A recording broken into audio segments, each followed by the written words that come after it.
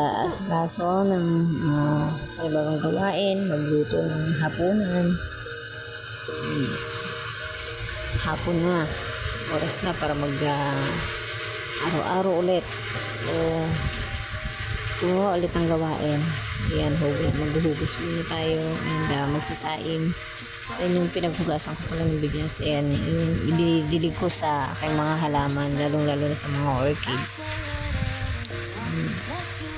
Limit na rin ng tubig. Magsimula na tayo ng paggagayat ng mga merkado para sa paglilisa natin ng ating gulay. And yung lulutuin ko pala dyan is yung may gata talaga. O ginigisa ko muna siya kapag sitaw at kalabasa. Ginigisa ko muna sa sibuyas at kamatis. Merong kamatis pala. Ayan, kasi gusto ko yung lasa ng kamatis sa gata. Lalong-lalo na kapag hinog na yung kamatis. And ayan palang kalabasa, yung asawa ko na yung pinabili ko bago pa umuwi ng bahay. Diretso ko na siya dun sa talipapa sa pagbili ng kalabasa. Ayan na nga yung sinunod kong hiwain. At sakto tapos na ako maghiwa ng kalabasa pagdating niya. Kaya yun naman yung ginagayat ko. Yan pala, nagkayod na rin ako ng nyog para sa paggagatan ng gulay. Ngayon na lang ulit kami nakapagluto na itong kalabasa at saka sitaw. Kaya namiss ko talaga magluto ng and dumating na din dito yung aking mister. Darating nga lang galing trabaho. So ayan na, nililinis na siya. And yung kalabasa nga pala medyo late kasi siya na nga yung pinabili ko ng kalabasa bago siya umuwi ng bahay. Kaya sakto pagdating niya is tapos na rin ako mag-iit ng sitaw.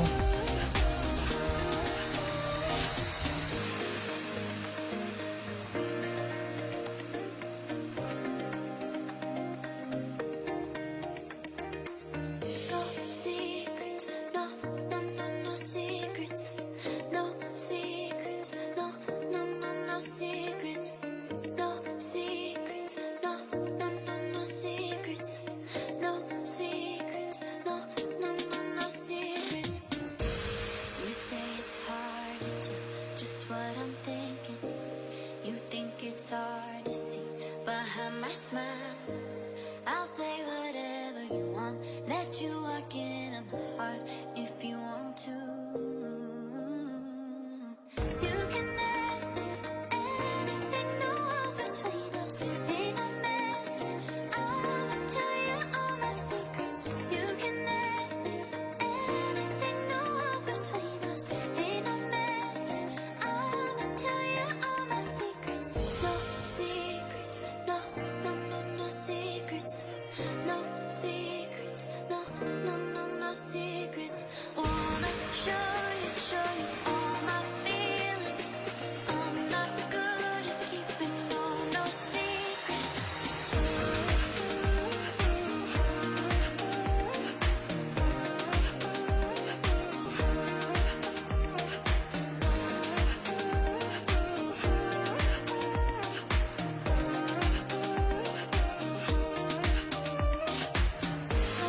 Kaya nandito sila tayo ng sibuyas na lang sa kamatis. Gusto ko pala talaga nang naglalagay ako palagi ng kamatis sa niluluto ko. Minsan, madalas sa gata, kahit sa paksiw, naglalagay ako ng kamatis kasi masarap talaga ng lasa ng niluluto kapag mayroong kamatis. Gusto ko sa kamatis yung hinog na hinog talaga. Kaya, ayan, naglagay ulit ako ng kamatis sa gagataan ko ng sitaw at kalabasa. And ayan pala yung panganay ko anak. Halos kasing laki ko lang. Mas malaki pa nga sa akin. Kadarating lang din galing school. And ito naman yung aking isang anak na makulit.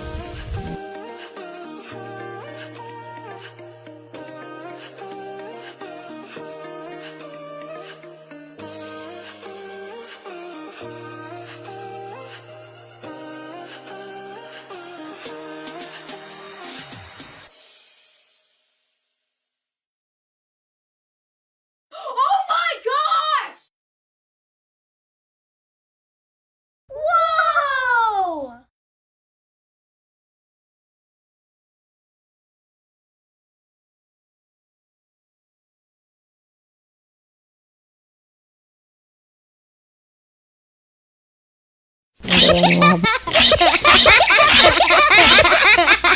Ayan na siya. Luto na yung ating